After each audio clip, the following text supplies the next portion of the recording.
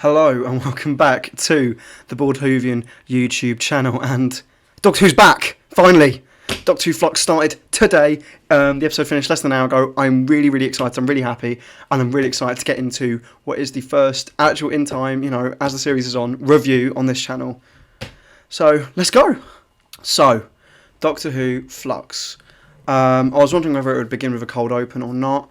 The one thing which I predicted, which came true, I didn't know if I said it on the channel, but I predicted that all those shots of the Doctor like hanging up down with Yaz would be them in the middle of an adventure, which is how the series would start. It was clearly episode 1 because they were without John Bishop or Dan, so I knew that's how it would probably start, and that is exactly how it started. And they get back in the TARDIS, which is clearly dying. The TARDIS is dying. That is something which got leaked a year ago. And that is what's going on. So that's another thing which got suggested and is happening. The TARDIS is dying, it's leaking something. And my headcanon was it's Mercury, because obviously back in the first series, the TARDIS apparently needs Mercury, or the fluid link, which, in the older series, they just go, it's organic.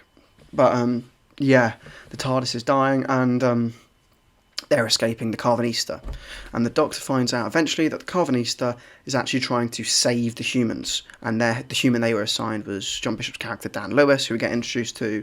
He's obviously landed on hard times. He's Scouse, big Liverpool fan by those things, lives next to Anfield, and is trying to get with this woman who actually falls onto quite hard luck later in the episode, as she ends up in a random house, which I guess is like a haunted house, maybe, and inside of that house is the other Ravager, I guess, because I assume they're the Ravagers from this series, and the other Ravager is discovered. They've been in some sort of prison this entire time, yeah, while being in this prison, they've finally broken out, and they are in some way affiliated with the Flux. The effect of them killing people is very similar to the effect of the Flux killing planets, so they are in some way symbiotic. They are together. So it's I'm just going to go through everything I think that happens in the story, and then kind of try and separate them, because it doesn't. I really liked it, but I'm not going to judge it as an episode. I'm not. Because the thing is, the Flux is supposed to be one story. It's supposed to be a 6-parter. You're not going to judge this as an individual episode, because it's setting up part 2, part 3, part 4, part 5. It's setting up the entire series in one go while trying to begin the story in its own right, which is tightly packed into 50 minutes, because it's got set up Dan, which I think it does an okay job of, and it sets up the Weeping Angel story. It sets up... I don't think the Sontarans are needed. I think you could easily put that little Sontaran bit into the next episode.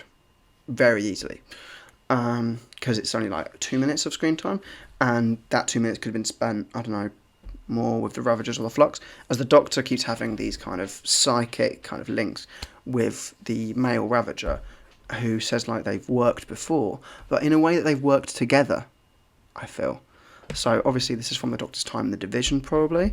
I expect Ruth to be in this series because of that. And the Doctor reveals that she's been looking at Carvanista originally because she's trying to find out things about the Division, and he's the only surviving member, or at least she can find. And yeah, so clearly the Doctor's investigating the Division. So she's almost got over the timeless child. Now she's trying to investigate it and try and get to the root of the problem, as should be done. The Division needs to be looked into, and I'm glad they're doing that, as that's the next page to be turned in that story arc. So we've got Carvanista, the Dogman. We've got the Ravagers, which look fine. They are, in my opinion, what's going to be the series arc villain, by the looks of things. And then the other villains will just take advantage of the Flux, like the Weeping Angels, like the Sontarans. The mole guy, that's really hard. The man who's digging the tunnels at the start of the episode in Victorian Liverpool. I saw someone do a video on him. I forgot who it was. I think it was Mr. TARDIS. And they said, basically, like, this man was known as the Mole Man. They dig tunnels, and they were a Scouse philanthropist. And I don't know, I think that will link to the Weeping Angel episode. And That Weeping Angel scene was really cool. I loved that. Just seeing the Weeping Angels back in the show is really cool. That's setting up them. Then you got the Sontaran setting up their episode, and you're wondering what are the other episodes, because we know there's a Sontaran episode, we know there's a Weeping Angel episode, and then it's all, we know the Ravagers, we know there's some sort of weird looking villain as well, but it's exciting to see how this develops, how this all links in. I think it did have a lot to do. I think the Weeping Angels bit was necessary, and I like how they meet a character who's met them and she hasn't met them. It's very timey-wimey, very Moffat. This episode could be a Moffat episode because it's packed so much into it, and it's tried to juggle like an entire plotline. And I'm still boggling it around in my head, which I think you can see visually. I'm really confused, but I'm very excited by it. I think Jodie was fine in it. I really like the idea of the TARDIS clearly screwing up, which is seen when John Bishop finally enters. Well, sorry, I should stop calling him John Bishop. When Dan enters the TARDIS, as the TARDIS doors, they don't enter via the main entrance. They enter via the TARDIS doors just on the floor, clearly showing the TARDIS is dying, which is something which I'm kind of happy about, because it means probably when Series 14 starts, or when the 50th anniversary happens with Russell Davies, we're going to get a new TARDIS, which is something to look forward to. Speaking of new things, the TARDIS suite has got a bit of a revamp with the little Flux appearing there. This is Doctor Who Flux. They are fully going for it, and I'm really happy with that. It's just cool. The one thing which I like is the end of the episode showing all of these aspects, showing all of these people from all over the universe, from different timelines, and this is all one thing. All one thing. I'm just really excited. I'm not going to judge it as one story, because there isn't really a plot to this, I think. This isn't the Doctor fights one person. The Doctor is in the middle of a story trying to find one person to find out about the division, and then they try and talk about the division, and they find out about something else, and that is the series arc. This is setting up the series arc. This is giving the Doctor their objective, defeat the Flux. And we know the Doctor's going to defeat the Flux, probably. And we know the Doctor's going to survive that cliffhanger, which is them getting sucked in by the Flux. When I saw them trying, you just got to get on the other side of the boundary, and I was like, the TARDIS is dying. Okay, that's the cliffhanger. My assumption is the only way they'll get past the boundary is by they're going to materialise, but they don't accidentally time travel. So they're going to accidentally appear, in the Crimean War. Because we know that's probably part 2 chapter 2 takes place. But I'm so excited to see how this all develops. I'm so excited to see how this all develops, because these villains don't look like they're messing about. It's episode 1 of the series, and they have destroyed planet upon planet upon planet. We see a little bit of Vinder. Clearly he's just some sort of on some observation space station. And that's his job, clearly. And he's very close to the Flux, and he's seeing it rip through these planets. And so we now know, that's the thing, we know what the Flux is now. The Flux is some sort of parasite, some sort of just thing that is destroying planets and breaks down all the atoms of the universe. Very much like, I don't know, the reality bomb from the end of Series 4. But this is like some sort of thing. I don't know if it's living, don't know if it's made by something, but I'm really excited to see if we can find the origin of it, and it will be defeated. It's Doctor Who, we know that, but it's a very good start to a series, and I'm really excited because we've not had this yet with New Who. And I said this when we found out that it would be one story. I said, that's great, because it's going to Chibnall's strengths, and this was written by Chris Chibnall, and I think it's the best episode he's written for Doctor Who. Even though it's not concise and well and tight as a plot. He's written tighter plots in the past. With Doctor Who, you can just chuck the rule book out. And I'm not judging, and I've said it before, I'm not judging this as an episode. I'm judging it the way they've discussed it. And I'm judging it as the first hour of a 6-hour film. And this is the setup, and I'm liking it. Because you've got so many aspects. You've got planets being destroyed, you've got different time zones. Suddenly there's some monsters which are coming to Earth, unrelated to the Flux, which are capitalising on it. Who is the Flux? How do the Ravagers link into it? Who are the Ravagers? How they link into the Doctor's past? all of these different aspects. And we're going to explore them over the next 5 weeks. I'm very, very excited to see how it all goes, because this will be resolved in the 5 weeks, because Doctor Who Flux is just the 6 episodes. After that, it will be the last 3 episodes of Whittaker. But I'm just so excited to see how this goes. So excited, because I really liked that. I really liked it. The one thing which is annoying, which I'll say in this review now, I watched it in my kitchen in my flat, and in there with me was my mate, who doesn't like Doctor Who, and 2 people walked in halfway through who don't like Doctor Who. In fact, the last half an hour, all they did was go, "This is awful. This is crap. This is awful. This is awful. This is awful. I don't know, how do you put this is awful. This is weird. I don't know what's going on." And I was just like, oh, typical people who don't like Doctor Who. Typical. They were like, "Oh, there's a dog man." I'm like, yeah, of course there's a dog man. Why not? I think people complain about that there's a dog alien. You didn't complain in 2007 when space rhinos walked in. Like, Russell Davies, every now and then, when he couldn't think of something to create, would just go, animal on Earth, but an alien. Rhino, but an alien. Wasp, but an alien. The fly people in Planet of the Dead. The stingray aliens from Planet of the Dead. It's not too hard. And we've just made Dogman, Carvanista. And I'm really looking forward to see how this all goes. Really looking forward. I'm just excited to see the plot, just to see how everything goes together.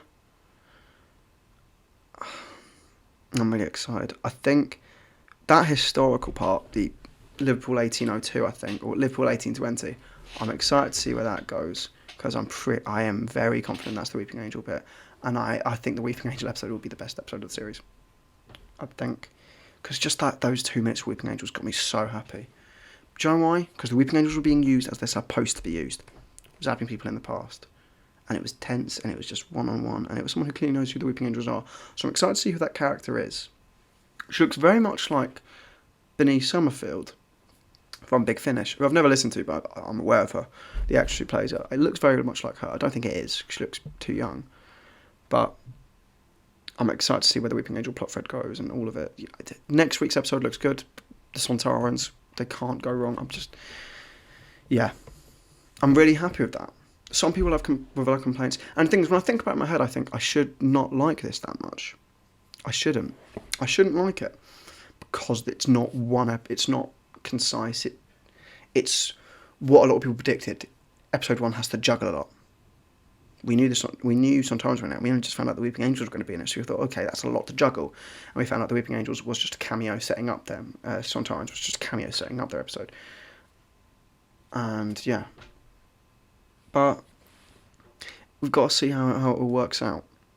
But I am very much excited to see how this series goes, because that was a very good series opener. It's the best series opener we've had since Series 10, which is almost the opposite to this series opener, because this series opener is just jam-packed and chucking you into a story and, shaking you around until you're excited to watch next week. This has just got me so pumped for next week, whereas the pilot was just a very much more down-to-earth one. And yeah, I'm really happy they've gone with this approach with the limitations they had with COVID, and I'm so excited to see how they do with the rest of the series, because if Chibnall can go out on a high, then fair play. People, the other showrunners, for example, like J&T, who got a lot of slack from the fan base for, really ruining Doctor Who, as some may say. And I still think he had good Doctor Who. He ran Doctor Who in good eras. He ran the 5th Doctor era, an era which I'm a good fan of. And I quite like Colin Baker's first full season. I think it's fine. Trial of the Time Lord's also fine. I think 7th Doctor era, season 24 is all right, and the rest of it's pretty good.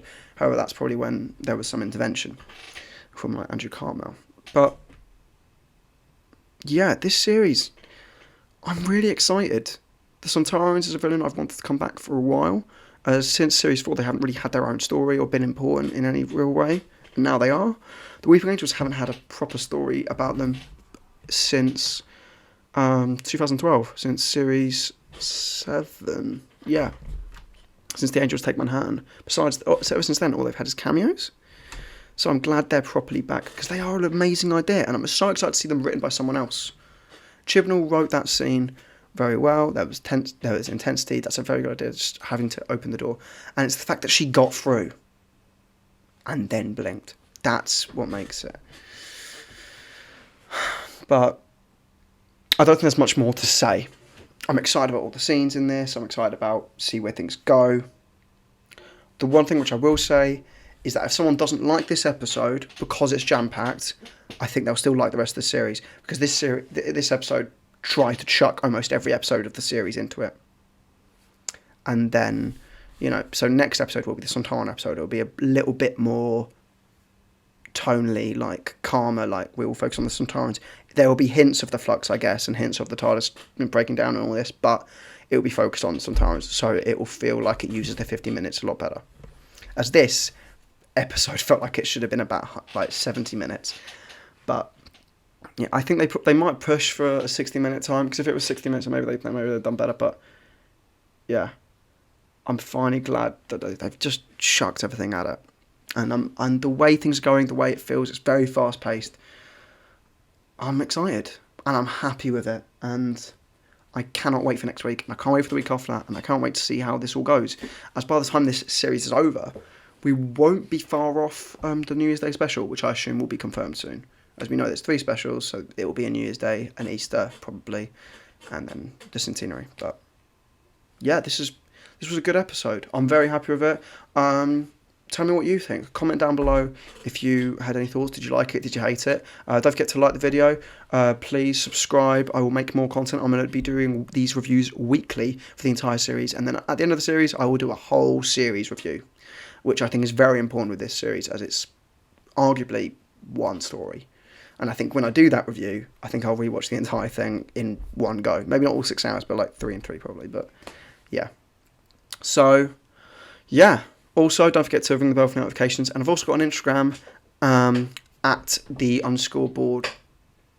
_Whovian. Yep, just remembered it. So, yeah. I've been the Bored Whovian. And I'll see you around.